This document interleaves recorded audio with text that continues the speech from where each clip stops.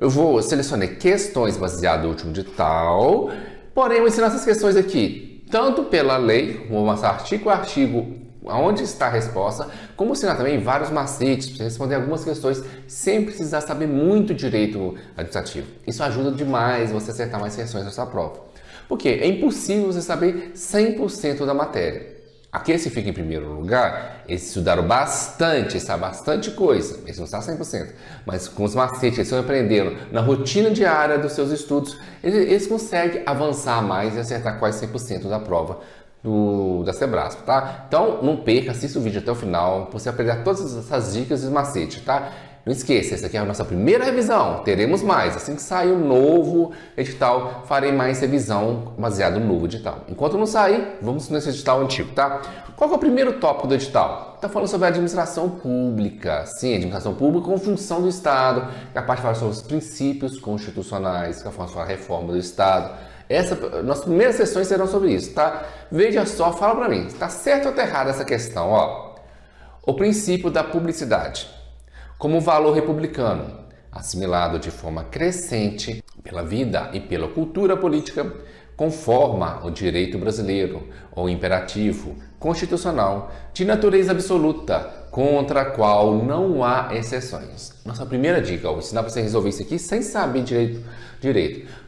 Como você vê o direito, tanto para a Sebrasp como outras bancas, direito sempre exige alguma exceção. Já ouviu falar que sempre existe uma brecha na lei? Já ouviu falar disso no Estado Popular? Porque sempre vai estar exceções, não vai existir direito absoluto.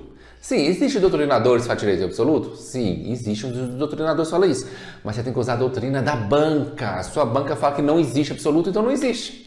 Tá? Não vamos brigar com a banca. Não existe direito absoluto e não existe sempre exceções no direito. Então, essa questão está errada. Só com isso eu já marcaria e já acertaria na da prova, tá? Eu nem percaria tempo olhando qual parte da lei. Mas vamos olhar na lei. Olha lá, um direito que tem exceções. Aqui, ó, nenhum princípio administrativo absoluto ou princípio da publicidade tem algumas exceções, tá vendo? O princípio da publicidade já matou. Se eu encontrei um princípio que já tem exceções, a questão for que nenhuma tem, então já matou. Publicidade tem. Qual é a exceção do princípio da publicidade? Os dados pessoais. Dados pessoais? O que é isso? Aqueles que diz direito à intimidade, à honra e imagem das pessoas. Isso é uma exceção. As informações classificadas por autoridades como sigilosas. Ou seja, se é sigiloso, você não pode publicar. Se é alguma coisa íntima da pessoa, também você não pode publicar. Ou seja, então o princípio da publicidade, existem algumas exceções, você não pode usar ele. Você não pode publicar tudo que está na área administrativa, não. Intimidade você não pode e nada sigiloso. Então existem exceções. Então esse direito não é absoluto, tá? Gabarito errado por causa disso. Vamos lá, mais uma questãozinha agora. Ó. Questão número 2. Na análise da moralidade administrativa, pressuposto a validade de todo o ato da administração pública, é imprescindível avaliar a intenção do agente. É imprescindível avaliar. O que é uma coisa imprescindível? Você deve avaliar. Se fosse prescindível, você não precisava. Falou imprescindível, você tem que avaliar a intenção do agente.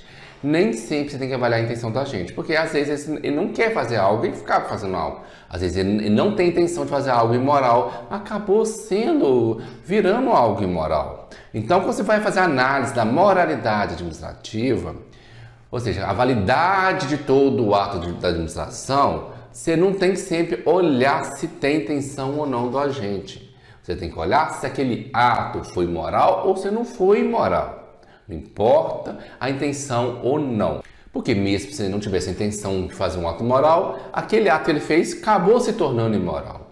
Mas então você não vai olhar a intenção dele, não. Você vai olhar a causa do ato. Tá vendo? Por isso a questão aqui está errada. Tá? Muitas questões aqui a gente olha muito na base do dia a dia. Nossa, não precisa saber tanto a lei, não. Por quê?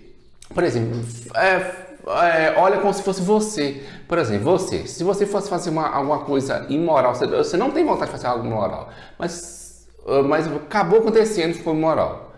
Só a sua intenção, sendo boa ou sendo ruim, modificou esse ato? Não, aquele ato continuou sendo imoral. Então, não tem como falar que a questão que vai estar certa, não. Quando eu falo que é imprescindível avaliar a intenção do agente, ele está falando que você deve avaliar a intenção do agente. Não, eu não vou avaliar se ele queria fazer algo imoral ou não. Eu vou avaliar se aquilo é imoral ou não, tá? Por isso a questãozinha aqui está errada, vamos para a próxima questão. O Instituto da Convalidação dos Atos Administrativos em consequência natural do princípio da autotutela. O que seria essa tal de convalidação? Convalidar, o que é validar? Fala que está certo. Então, convalidar é corrigir algo. Você vai corrigir algo deixando ele certo. E se você vai se corrigir, você fez algo errado, você vai corrigir esse algo, quer dizer que você tem autotutela sobre você mesmo. Porque senão eu teria que pedir permissão ao Poder Judiciário, ao Poder Legislativo para fazer essa correção. Se o Poder Executivo consegue fazer a correção do que ele está fazendo errado, fazer ele ficar certo agora, convalidando algo, ou seja, então ele faz isso para suas próprias penas, ele não precisa perguntar ao outro. Se ele não pergunta ao outro, ele tenta uma autotutela. Mas lembrando, a gente só corrige algo sanável, algo que dá para ser corrigido. Quando você vê que algo não dá para ser corrigido, você vai anular o ato, tá? Isso eu vou falar. Então você vai corrigir algo que você está fazendo errado, ou talvez naquela época era certo e agora a gente já entende que isso é errado, você vai corrigir isso. Então você está fazendo uma autotutela, usando o princípio da autotutela, e gabarito aqui está certinha a questão. Questão número 4. De acordo com o princípio da moralidade, os atos e as atividades da administração pública devem estar de acordo com a lei e com os preceitos morais. Outra coisa que eu vou falar para você. Se falou coisas boas, tudo boazinho, você vê assim, não, isso é bom? Então a questão está certa. Você abraça assim, quer ver? Ó? Veja que só tem coisa boa aqui. De acordo com princípios da moralidade. Moralidade é uma coisa boa? Sim, se moral é uma coisa boa. Os atos e atividades da administração pública devem estar de acordo com a lei. Estar de acordo com a lei é uma coisa boa? Sim. Apesar que a gente tem umas leis aí que mas a gente tem que obedecer às leis. Se tem que obedecer uma lei, então uma coisa é boa, né?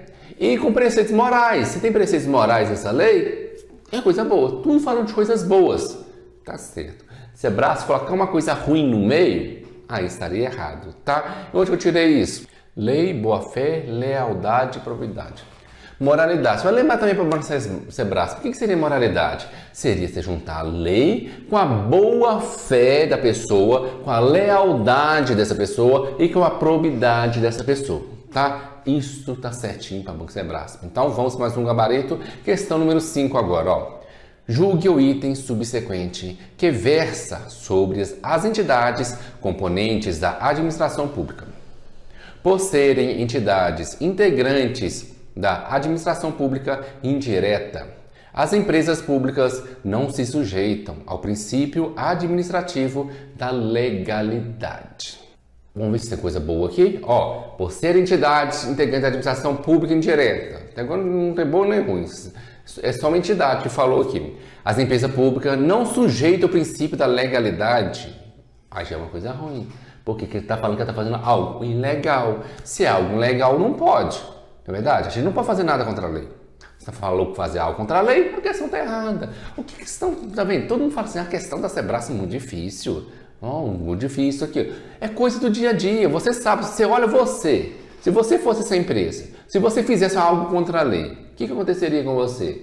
Ou você seria processado, seria preso, ia acontecer alguma coisa ruim com você. Então a questão está errada. Isso é no artigo 37 da Constituição Federal. Veja só. Administração pública direta e indireta de qualquer dos poderes da União, dos Estados, do Distrito Federal e dos municípios obedecerá aos princípios da legalidade, ou seja, obedecerá à lei, impessoalidade, moralidade, publicidade, eficiência, o nosso LIMP. LIMP, quem ainda não conhece o LIMP, é L de legalidade, I de impessoalidade, M de moralidade, P de publicidade, E de eficiência. Nosso LIMP. Tem que obedecer a tudo isso, por isso está errado. Viu? Basta você olhar no dia a dia. Se você não obedeceu a lei, vai acontecer alguma coisa ruim com você. Por isso a questão aqui está totalmente errada. Tem que obedecer sim o princípio da legalidade. Questão número 6. Um dos princípios regentes da atividade administrativa estatal é a supremacia do interesse público sobre o privado.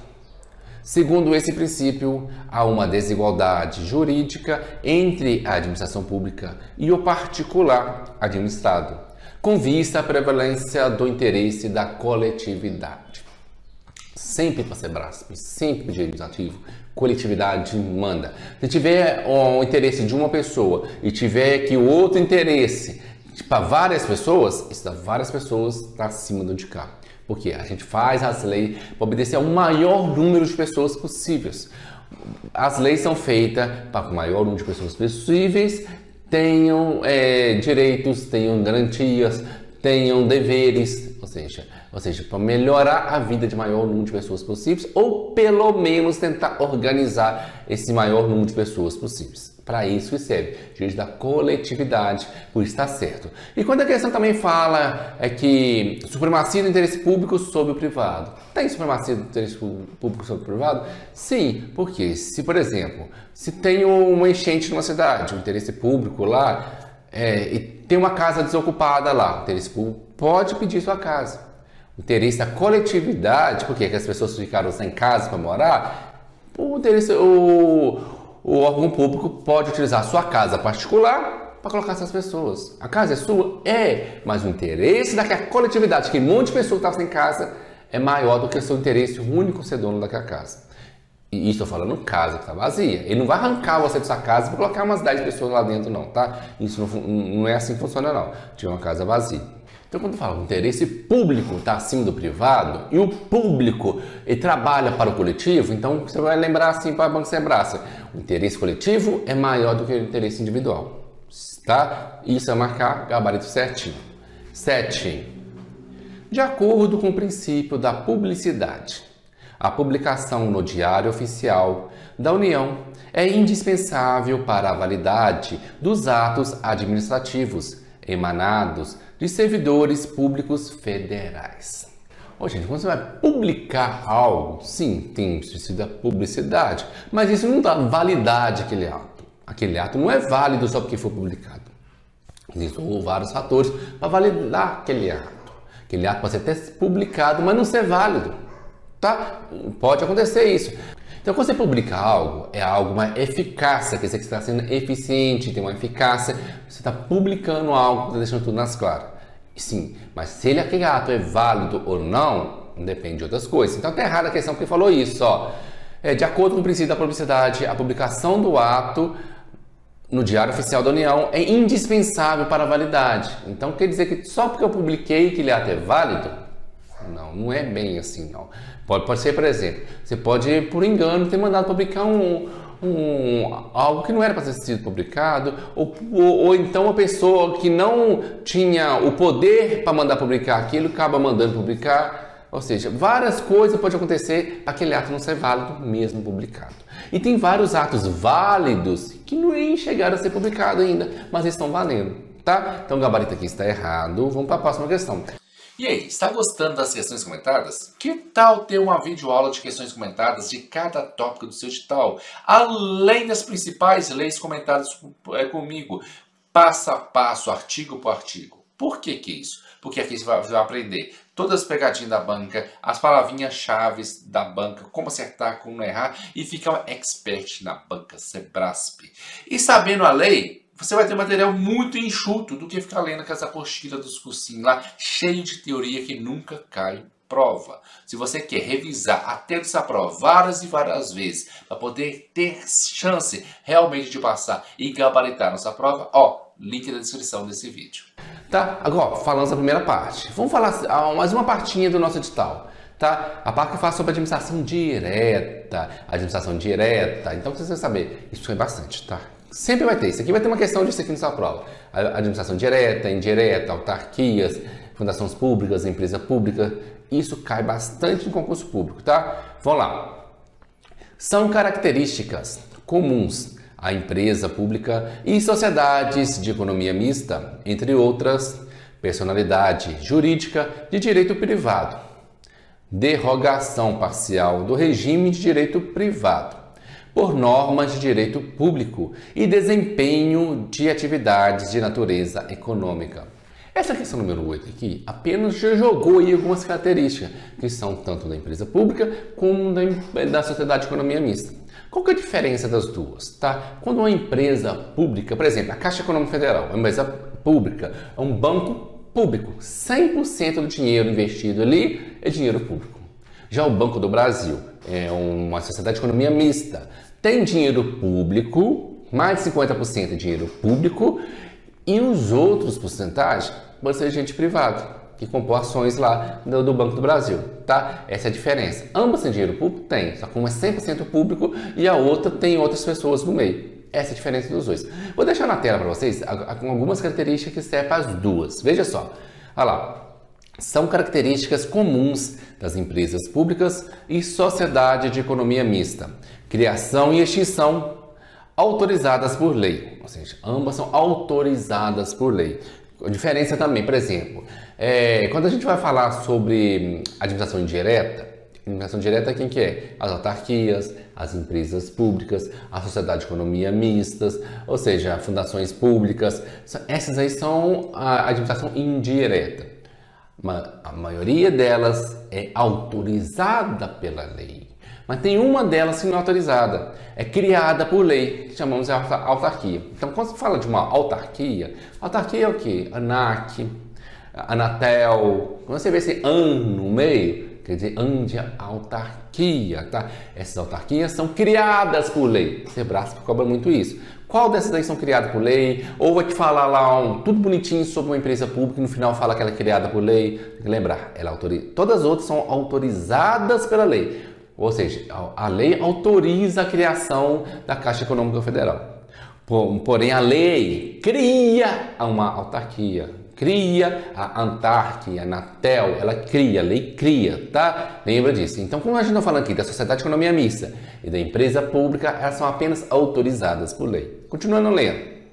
Personalidade jurídica de direito privado, sujeitos ao controle estatal, derrogação parcial do regime de direito privado por normas de direito público, vinculação aos fins definidos na lei, desempenho de atividades de natureza econômica. Por quê? Visa lucro. Ambas visam lucro. São empresa e sociedade, elas visam lucro, tá? Guarda essas características aqui, cai bastante em concurso, tá? Então aqui já sabemos que está certo, tudo baseando nisso aqui. 9. A criação de uma sociedade de economia mista pode ser autorizada. A gente aprendeu, pode ser autorizada, certo? Genericamente, por meio de dispositivo de lei cujo conteúdo específico seja a autorização para a criação de uma empresa pública. Tá misturando. Ele está querendo fazer uma sociedade de economia mista. No final, você vai ter que fazer uma lei autorizando fazer uma empresa pública. Não. Sociedade de economia mista é uma coisa, empresa pública é outra. Sociedade de economia mista e empresa pública apenas são autorizadas por lei. A lei não vai criar elas, vai autorizar alguém a criar elas. É diferente, tá? Por isso já está errada essa questão. E outra, palavrinhas como genericamente, não existe isso também para ser Sebrasp. Não existe, tu fala assim, genericamente, de qualquer maneira, ou... Não tem, tá? Tá, erradíssima é a questão. 10. O Poder Executivo não poderá, por ato de sua exclusiva competência, extinguir uma empresa pública. Aqui fala sobre empresa pública. Como é que ela é criada? Ela é autorizada por uma lei. Quem faz a lei? É o Poder Legislativo. Se o Poder Legislativo que autoriza a criar essa lei, esse Poder Legislativo que também vai autorizar a vocês excluir essa empresa pública. Então, quando falou que o Poder Executivo não poderá, por ato de exclusiva competência, extinguir uma empresa pública, tá certo. Por quê? Para extinguir uma empresa pública vai depender de uma autorização legislativa, ou seja, vai ter que ter uma autorização por lei. Lembra, Poder Executivo executa, Poder Legislativo cria lei, Poder Judiciário julga, cada um faz uma coisa. Então, se é o Legislativo que fez uma lei autorizando essa empresa pública a ser criada, mas esse mesmo Poder Legislativo que vai criar uma nova lei autorizando a exclusão dessa empresa pública. Tá vendo? Tá vendo com questões a gente aprende muito mais? Se eu ficasse aqui enchendo você de teoria, primeira coisa, alguns iam assistir só até o início e assumir. Outros iam assistir até o final e esquecer que eu falei lá no início. Outros iam dormir na aula aqui. Ou seja, é chato. Quando você pega uma questão e aprende através da questão, você aprende muito mais. E outra coisa, que você está vendo o que a banca está cobrando. Ela sempre cobra as mesmas questões, só muda o nome dos bois, tá? E se esses macetinhos já estão te ajudando, vai deixando o like aqui e se inscreva para não perder nenhum vídeo, tá? Temos muitas questões aqui hoje ainda, ó. A respeito da administração direta, indireta e funcional, julgue o item que se segue.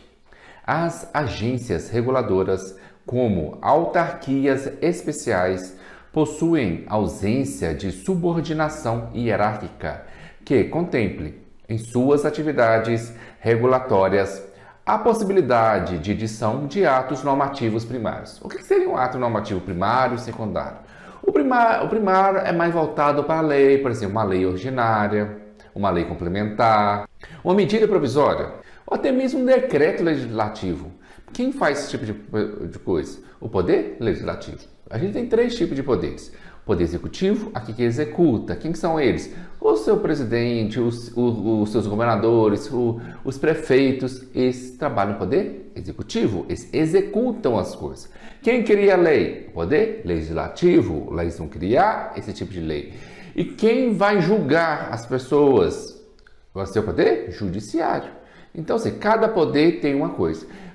Lembrando que o poder executivo acaba julgando coisas, por exemplo, julga seus servidores como um processo administrativo. O poder executivo também acaba criando uma parte de lei, porque ele tem que fazer suas normas, as normas internas, seus códigos de ética, ou seja, acaba fazendo um pouquinho legislativo.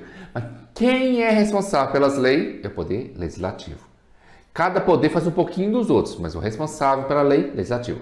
O responsável por executar é o executivo. Porém, um juiz acaba executando alguma coisa, uma verba que tem lá no negócio, e vai fazer uma obra lá no fórum e acaba fazendo uma parte que era do poder executivo. Então, cada um faz um pouquinho de cada, mas cada um é responsável por uma parte primária, tá? Entendeu isso? Então, aqui está errado. Agências reguladoras, autarquias não criam lei, como falou aqui, ato normativo primário. Ela faz um ato normativo secundário, por exemplo, seria seu regimento interno, são coisas mais brandas, que seria também as instruções normativas, as instruções que os servidores devem seguir. Esse aqui é um tipo de lei mais branda, só ali dentro interno. Você faz uma lei geral, que é a normativa primária, aí já está errada a questão, tá? Por isso nós avaliamos aqui errado. 12. Considerando aspectos diversos relacionados à administração pública, julgue o item. As agências reguladoras constituem instrumento de intervenção estatal direta no domínio econômico, uma vez que impõem comportamentos definidos pela autoridade do Estado. Se você for lá no artigo 173 da Constituição, você vai ver que o Estado que atua diretamente na economia. O Estado atua como agente econômico. Artigo 173 da Constituição Federal. Já a intervenção indireta, o Estado só vai atuar como agente normativo, ou seja, aquele que vai fazer as normas, e regulador, aquele que vai regular essas normas. Então, se for indireta, ele apenas está fazendo norma e regulando. Se for direta, ele vai atuar diretamente como um agente econômico, fazendo a intervenção econômica. Então, aqui está errado. Falou que a agência reguladora que faz intervenção econômica não é o próprio Estado. Artigo 173 da Constituição Federal. Ou seja, mais uma questãozinha aqui, nossa, é errada por causa disso. Questão número 13. As agências reguladoras possuem autonomia para a realização dos seus atos, mas não independência. Em relação aos seus atos, ela é dependente ou ela depende de alguém para realizar um ato? Então, você tem uma agência reguladora.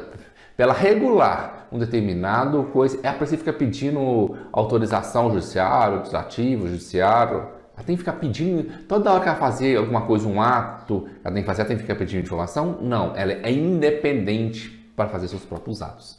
Tá? Tanto independência econômica, quanto autonomia para fazer seus atos sem precisar de outra pessoa falando que você pode ou não, tá? Então, ela tem autonomia e tem independência, tem os dois. Em relação a quem? A seus atos, o que ela pode fazer, é um ato dela. Porém, se a questão falar se você a agência reguladora tem independência do Estado, aí já estaria errado, porque existe um vínculo. Existe um vínculo. Por quê? O Estado é a administração direta. Agências reguladoras, autarquias, fundações públicas, empresa pública, é tudo administração indireta. Tem um tipo de vínculo, não tem subordinação, isso não existe, mas existe um vínculo com o Estado.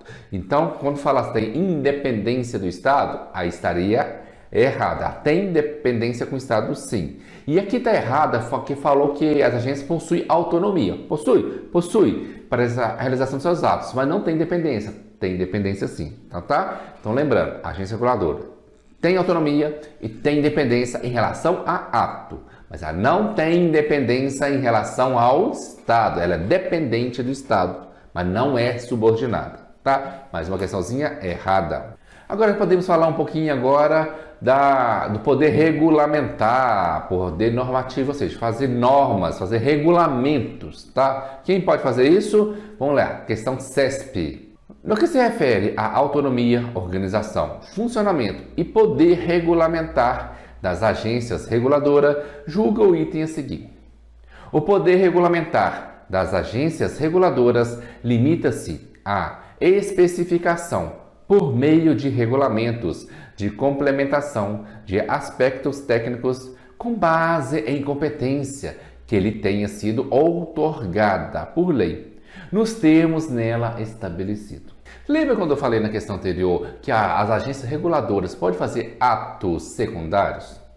Ou seja, o que são atos primários? Eu falei a lei complementar, a lei ordinária, lei primária. Secundário seria suas normas. Então ela tem independência para fazer suas normas do jeito que ela quiser, desde que não saia da lei. Tá? Por isso aqui a questão está errada, porque falou o quê? Falou que agências reguladoras limita-se, ou seja, ela tem que fazer o seu regulamento por meio de apenas uma complementação de um algo técnico, ou seja, já vai ter uma lei técnica lá falando como deve ser e ela vai apenas complementar. Não, a agência reguladora vai criar seu regulamento próprio. Ela mesma criar do nada assim um regulamento, desde que não infrinja nenhuma lei. Tá? Então, aqui está errado. Quando você vê essa palavrinha assim, que limita alguma coisa, só um grupo pode fazer, ou apenas, você pode usar apenas isso, é errado, são coisas negativas. Eu já falei com você, falar coisa boa, ótimo. Falar coisa que limita o negativo, geralmente vai estar errada a questão. Outra coisa que você tem que lembrar, esses atos normativos que ela vai fazer, não pode ser uma coisa abstrata, não pode ser uma coisa geral assim não, tá? Isso aí é proibido. Porque isso é uma competência lá do legislativo, poder regulamentar. Aqui ela tem poder normativo. Poder regulamentar quer fazer uma coisa geral para todo mundo, até fazendo uma norma apenas para suas agências reguladoras, tá? Então tá errado aqui, porque ela falou aqui, limita-se à especificação por meio de um regulamento complementar. Ou seja, a fala que só pode complementar, não, tá errada a questão, gabarito é errado. 15. O exercício dos poderes administrativos não é uma faculdade do agente público, mas uma obrigação de atuar. Por isso, a omissão no exercício desses poderes poderá ensejar a responsabilização do agente público nas esferas civil, penal e administrativa.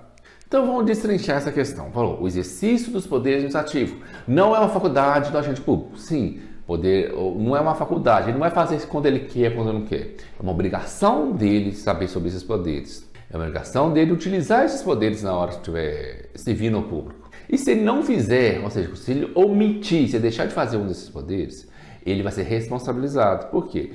Pode ser responsabilizado administrativamente. Que ele fez algo administrativamente errado, vai ser penalizado ali. Mas primeiro vai ter um processo, primeiro vai ter sua ampla defesa, vai ter tudo bonitinho, sempre vai ter a defesa, para depois do julgamento administrativamente, ele poderá ser penalizado. Se for uma coisa que ele fez por não ter utilizado esses poderes, mas caiu lá na parte na esfera civil, ele poderá ser responsabilizado lá também. Pode juntar as duas, administrativamente e a civil, e ter duas penas. Ou ele pode ser inocentado em uma e ter pena na outra, ou inocentado nessa e ter pena nessa. Pode acontecer. E na penal também. Vai que uma coisa que ele fez é tão grave que correu lá na penal. Às vezes, tem mais a ver com a esfera penal do que com a esfera administrativa. Então vai ser penalizado só lá. Pode juntar os três? Pode. Pode ter 3 penas sobre ele? Pode. É tudo cumulativamente. Por isso a questão aqui está certinha, tá? Então, muito cuidado com o servidor público, porque o servidor público, não posso, por exemplo, pegar uma faca e matar um cidadão lá. Então, na esfera penal. Ou seja, você é penalizado lá. Porém, só por eu estar utilizando uma faca no ambiente público, trabalhando lá, que não é na cozinha nem nada, eu poderia também ser penalizado, dependendo do poder regulamentar, do regulamento lá desse órgão, pode ser penalizado também administrativamente, tá? Muito cuidado. Então, os 3 poderes você pode ser penalizado e pode juntar a pena. Isso tem que guardar para essa prova, tá? Gabarito, então, tá certinho aqui. 16. Ao ato jurídico de atração por parte de autoridade pública de competência atribuída a agente hierarquicamente inferior, dá-se o nome de avocação. O que seria avocação? Por exemplo, você vai ter seus subordinados. Você é o chefe de algum setor lá no órgão público. Vai ter o subordinado seu. Esse subordinado sabe que não vai dar conta, ele já está atolado de coisa. Você pode pegar uma dessas coisas, avocar para você. Isso você está atraindo essa coisa para você. Por isso fala lá, jurídico de atração. Quem é responsável por isso aqui? É aquele outro agente, não é você, mas avocando para você, você vai fazer temporariamente esse serviço para ele, enquanto para ele poder dar conta do outro serviço. Isso é avocar. Você pode também, como você é o chefe de setor, você pode também atribuir serviços para eles. Aí já não é avocação, você está atribuindo. Quando você pegou o serviço que era do outro e pegou para você, aí está avocando. O que você não pode fazer, estiver na mesma hierarquia, você pegar o serviço do seu colega para fazer. Não. Quem tem que fazer isso é o chefe do setor que tem que falar, ele que tem que dividir essas tarefas. Normalmente, se um está dando conta, ele que tem que dividir com todo mundo. Mas você, por conta própria, não pode avocar. Eu vou fazer isso aqui para você. Aí já não pode. Mas se é um superior falar, pode. Então está certinha a questão aqui. Falou, ato jurídico de atração. O que é atração? Ele está atraindo para ele essa responsabilidade que não é dele. Por parte de autoridade pública, também tem que ser uma autoridade pública para fazer isso. De competência atribuída ao agente hierarquicamente inferior. Ou seja, você vai fazer isso apenas se o agente foi inferior a você. Você não vai fazer isso com um agente de outro setor. Não tem hierarquia entre vocês, né? Fazer com quem você ainda tem hierarquia, tá? Isso dá o nome de avocação. Vamos agora para o direito administrativo, falando terceira parte do nosso edital. Atos administrativos. Vamos falar sobre atos agora, regime jurídico, classificação dos atos. Vamos falar um pouquinho sobre de atos agora, ó. Todos os atos da administração pública que produzem efeitos jurídicos são considerados atos administrativos, ainda que sejam redigidos pelo direito privado. Nem todo ato da administração, o que é ato da administração? A administração fez algo, esse algo nós chamamos de ato. Então, tudo que ele fez, esse ato da administração pode ser um ato administrativo. Porém, para ele virar um ato administrativo, ele tem que ser regido pelo regime público. Se ele for regido pelo regime privado, ele não é um ato administrativo. Ato administrativo apenas aquele regido pelo regime público. Tá? Existe algum ato de administração que é do regime privado? Existe ato. Então você vai guardar para essa prova que o ato administrativo são aqueles produzidos por qualquer poder, ou seja, executivo, legislativo, judiciário, no exercício da função pública. Então tem que ser um ato público, não pode ser privado, e por isso é uma questão que está totalmente errada. 18. A pavimentação de uma rua pela administração pública municipal representa um fato administrativo. Atividade decorrente do exercício da função administrativa, que pode originar-se de um ato administrativo. Bom, na questão anterior a gente viu o que é ato. Ato é o que é a vontade de fazer algo. Então, quando ela teve um ato de pavimentar essa rua, teve ato, chamou todo mundo, organizou, fez fez todos os processos administrativos. Aquilo é o ato. Mas na hora que ela vai pavimentar a rua, aquilo é o fato. O fato já é a coisa que você está fazendo. Então, quando você está fazendo algo no exercício da função pública, a gente viu na questão anterior, não pode ser privado, exercício da função pública, então você vai fazer um ato querendo movimentar essa rua. E a movimentação, a pavimentação dessa rua já seria o nosso fato administrativo. Por isso está certinha a nossa questão aqui. tá? E originou de um ato, porque se não tivesse o ato de todo mundo organizar, fazendo a papelada tudo, tendo aquele ato lá na função administrativa, você não teria o fato depois que seria essa pavimentação, não é? Então nossa resposta aqui está certa. 19. Um dos princípios do processo administrativo, a oficialidade, refere-se às formalidades legais adotadas pela administração pública, a fim de garantir segurança jurídica ao administrado.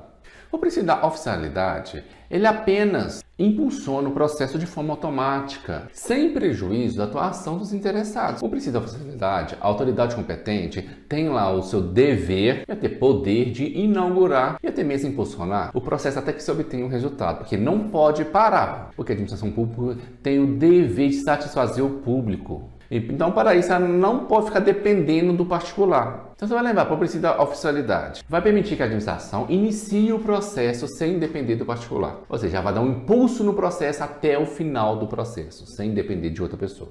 Tá? Por isso está errada aqui a questão. Agora, a parte muito importante do edital, licitações. Nova lei de licitações. Vamos lá, diálogo competitivo é uma da nova modalidade de licitação para a contratação de obras, serviços e compras em que a administração pública realiza diálogos com licitantes previamente selecionados mediante critérios objetivos, com o intuito de desenvolver uma ou mais alternativas capazes de atender às suas necessidades, devendo os licitantes apresentar propostas final antes do encerramento dos diálogos.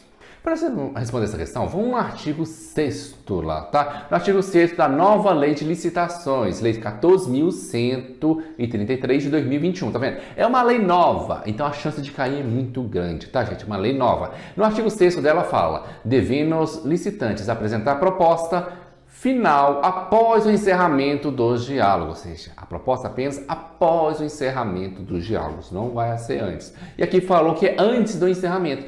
Também a gente coloca um texto todo bonitinho, tudo igual, mas trocou uma palavrinha só, isso você vai fazer. E já notou também, a palavrinha geralmente está errada, está no final. Por quê? As pessoas vão ler esse texto enorme aí e vai achar tudo certo, não vai ler até o final, vai passar para a próxima questão marcando certo. Não faça isso.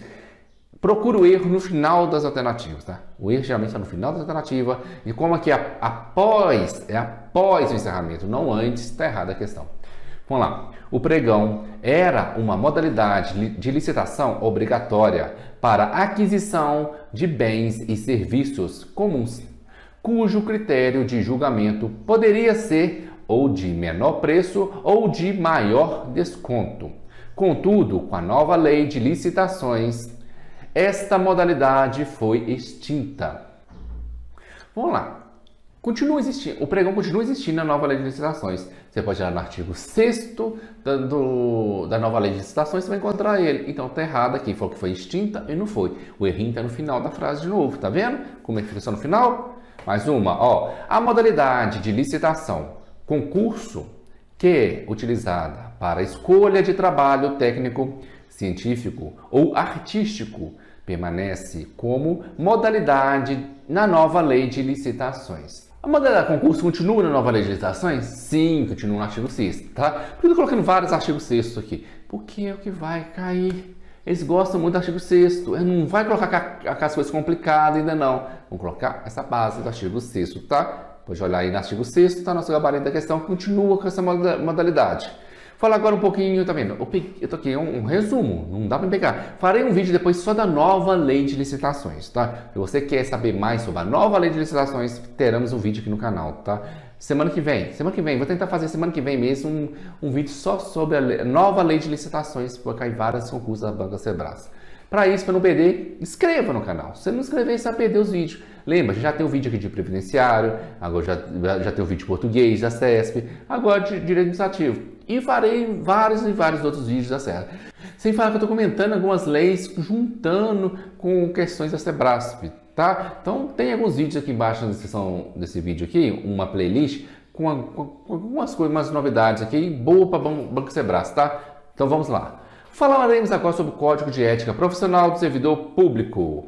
Os particulares, ao colaborarem com o poder público, ainda que em caráter episódico, como os jurados do Tribunal do Júri e os mesários diante as eleições, são considerados agentes públicos. Todo mundo está trabalhando para um órgão público, uma prefeitura, trabalha público, é agente público, recebendo ou não uma remuneração, recebendo ou não dinheiro, recebendo ou não salário. Não sei como é que a questão vai colocar, não. Se é remuneração, se é salário, se é vencimento, não importa o que colocar, recebendo ou não, é agente público. Você está exercendo uma função administrativa pública, você é um agente público. Os ministros de Estado são considerados agentes políticos, dado que integram os mais altos escalões do poder público. Político também é agente público? Sim, é um agente. Está fazendo algo público, trabalhando para o público? É agente público. Recebe dinheiro público? Sim, dinheiro de impostos, é dinheiro público. Então, é agente público. Esse agente público é um agente político. Nesse caso deles, agente político. Do mesmo jeito que tem agente público que é agente executivo, agente público que é agente legislativo, tem um agente legislativo e temos um agente público. Temos pelo menos 3 tipos de agentes políticos. Temos todos os chefes do poder executivo são agentes políticos. Falando prefeito, o governador e o presidente. São todos agentes políticos. E os auxiliares deles também são. Quem são os auxiliares deles? Os ministros, os secretários, tanto municipal como estadual, são também agentes políticos. Você não está votando no ministro, mas é agente político. Um político colocou ele lá, um político escolheu ele para estar lá e ele está recebendo dinheiro público. É um agente político, é o segundo caso. E temos o terceiro caso de agente político. Os membros das corporações legislativas. Então, existem corporações legislativas que são também agentes políticos e isso geralmente nem cai em concurso. O que deve cair muito em concurso? É igual falou aqui, ministros e secretários. Muita gente não sabe que o ministro e secretário faz parte do agente político. Eles acham que faz parte do poder executivo. Então, mas não é. É agente político, tá, gente? Guardou isso? Certinha a questão. O empregado de empresa concessionária do serviço de telefonia é considerado um agente público.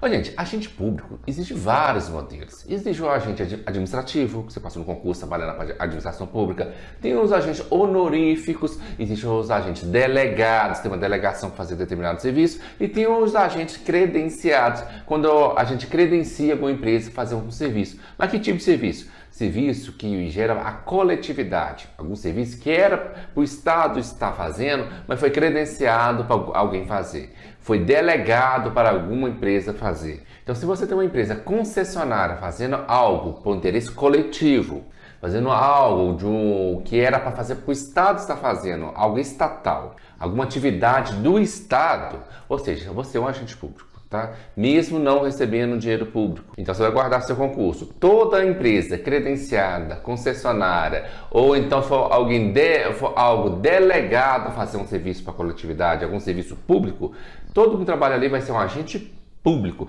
Por isso está certinha a nossa questão. 27.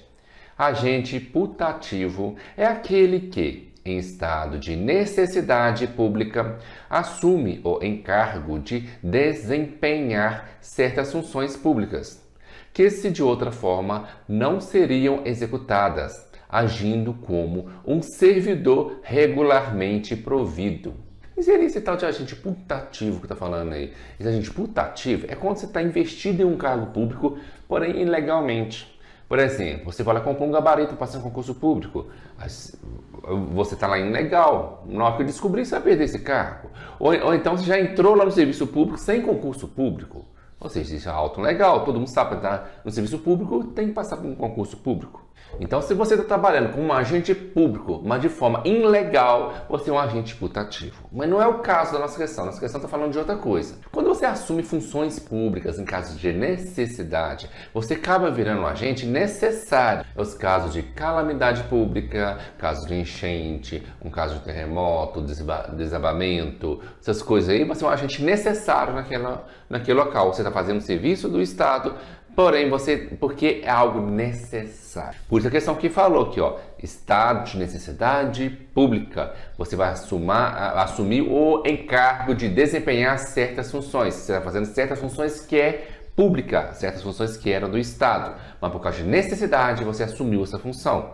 Porque se você não tivesse assumido essa função, você ia deixar as pessoas morrer de desabamento?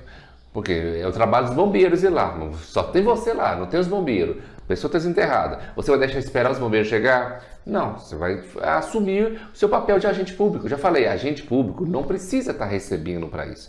Você está fazendo um serviço em favor da comunidade, em favor da coletividade, mesmo não recebendo dinheiro ou não, mesmo não sendo passando concurso público ou não. Se você estivesse fazendo algo, por exemplo, agente administrativo, esse tem que passar no concurso público. Isso não é uma calamidade. Porém, se você não passou e trabalhando lá, aí você seria um putativo, porque tá algo legal, tá? Essa é a diferença dos dois. Nossa gabarito aqui está errado. E aí, o que vocês estão achando desse vídeo? Tá longo, né? Tá longo? Vamos dar uma pausa? Não, né? Vamos continuar. Vou inteirar pelo menos as 30 questões aqui hoje. E para a gente ficar com essa revisão, eu prometo a vocês depois fazer vídeos menores sobre cada ponto desse aqui, para a gente aprofundar em cada ponto desse nosso edital, tá? Mas eu quero saber com você, qual que é o próximo ponto que você está querendo? Deixa aqui embaixo nos comentários se você quer que eu fale aprofunde em licitação, em atos, em agentes públicos, qual que é o nosso próximo tópico, tá? Vamos agora para a próxima questão. Nossa questão agora, vamos falar sobre o regime jurídico. Isso aqui cai bastante, gente. Toda prova vai ter questão disso aqui. Você tem que saber o regime jurídico do servidor público. Os seus direitos, suas vantagens, contratação, isso vai cair, tá? Questão número 28. Em relação aos serviços públicos e ao disposto na Lei 8.112 de 1990, julgue o item seguinte. A investidura em cargo público em comissão ocorre com a nomeação independente de prévia habilitação em concurso público. O que é cargo comissão? Aquelas pessoas são colocadas lá para o político para assessorar, para ser cargo-chefia, cargo de supervisor. Ou seja, esses cargos-chefia são geralmente de nomeação. Pode ter algum servidor que passou em concurso, foi nomeado e tudo, bonitinho? Pode, alguns deles são. Mas bater uma cota que não, que você pegar qualquer pessoa e colocar lá. Esses são os cargos de comissão. Ele pode ser assim, tanto nomeado qualquer hora, como tirado qualquer hora sem motivo nenhum. Tá? Pode nomear hoje, amanhã já não, eles não querem mais e coloca outra pessoa. Livre nomeação e livre exoneração. Mas o erro dessa questão falou que a investidura ocorre com a nomeação, não. Até as pessoas que passarem em concurso público. Foi nomeada. Fui nomeada. O que acontece? Você começou a trabalhar? Não. Vou começar a trabalhar depois da posse. Primeiro você faz o concurso público, depois sai seu nome lá com sua nomeação lá no Diário Oficial, vai passando de algum tempo, onde dá posse. Na posse você vai começar a trabalhar. Então a investidura quer dizer que você começou, aí é trabalhar, seu exercício. Isso é com a posse. Sem comissão ou não, a investidura é com uma posse, tá? Por isso é erradinha a nossa questão. 29. De acordo com a Lei Federal 8.112 de 1990, vencimento e remuneração consistem na retribuição pecuniária pelo exercício do cargo. Gente, sempre que fala aqui, falo que remuneração e vencimento, falo que são sinônimos. Não, toda vez que falar, tiver duas palavrinhas no direito e falar que são iguais, vai estar errada a questão. Já falando com você, vai estar errada a questão. Porque uma coisa, outra coisa, outra coisa. Senão não teria nomes diferentes, tá? O que seria então esse tal de vencimento? Vamos olhar aqui o artigo 40. O artigo 40 fala da Lei 8.112. Olha lá. O vencimento é a retribuição pecuniária pelo exercício do cargo com valor fixado em lei. Tá certinho a questão. Vencimento tá. E remuneração? É o vencimento do cargo efetivo acrescido das vantagens pecuniárias permanentes estabelecidas em lei. Tá vendo que é coisa diferente? Um vencimento é a retribuição porque você ter feito um determinado trabalho. Já a remuneração é essa retribuição, mais as outras coisas, por exemplo, você teve que deslocar, fazer uma viagem a serviço, eles vão te pagar uma diária por causa disso, vão te pagar o hotel para você ficar em casa, precisar dormir. Ou seja, se você precisar, a maioria do servidor sul recebe vale alimentação, ou seja, isso já entra na remuneração, você está acrescentando acima do seu vencimento. É tudo que você recebe a mais, sem ser seu vencimento, juntando com o vencimento, vira a nossa remuneração. Por isso aqui está errada a questão. O que a questão falou? Vencimento e remuneração consiste na retribuição pecuniária. Retribuição pecuniária é apenas vencimento. Remuneração é essa retribuição, mais as outras vantagens, como diária, vale alimentação e as outras coisas, tá? O gabarito nosso errado. 30. De acordo com a Lei Federal 8.112 de 1990, remoção e o deslocamento do servidor a pedido no âmbito do mesmo quadro, com ou sem mudança de sede. O que é remoção mesmo? Remover é... Eu estou removendo o objeto, pegando um daqui e colocando aqui. Ou seja, estou tirando de um lugar e colocando outro. Então, quando eu falo que remoção é deslocamento do servidor, sim. Tirando o servidor de um lugar e colocando outro. A pedido? Sim, o servidor pode pedir, por exemplo, passei no concurso da Caixa Econômica Federal para uma cidade bem distante.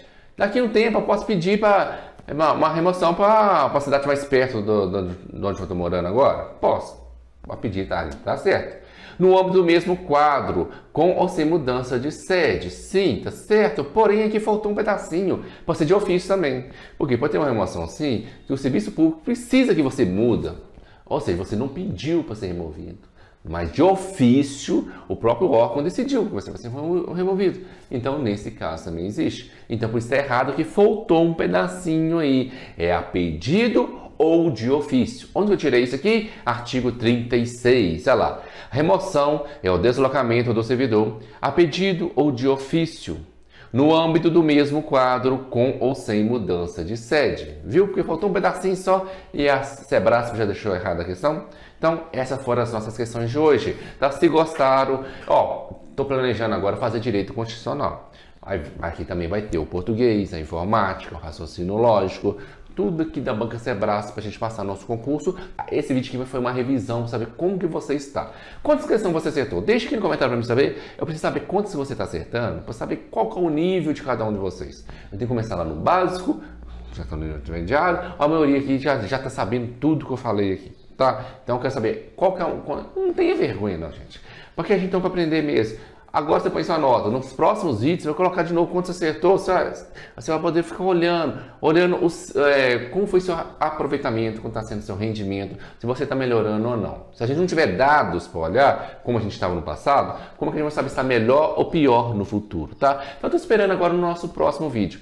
Boa sorte a todos e até o nosso próximo vídeo. E aí, está gostando das questões comentadas? Que tal ter uma videoaula de questões comentadas de cada tópico do seu edital? Além das principais leis comentadas comigo, passo a passo, artigo por artigo. Por que isso? Porque aqui você vai aprender todas as pegadinhas da banca, as palavrinhas-chave da banca, como acertar, como não errar, e ficar um expert na Banca Sebrasp. E sabendo a lei, você vai ter um material muito enxuto do que ficar lendo aquelas apostilas dos cursinhos lá, cheio de teoria que nunca cai em prova. Se você quer revisar até essa prova várias e várias vezes, para poder ter chance realmente de passar e gabaritar nossa prova, link na descrição desse vídeo.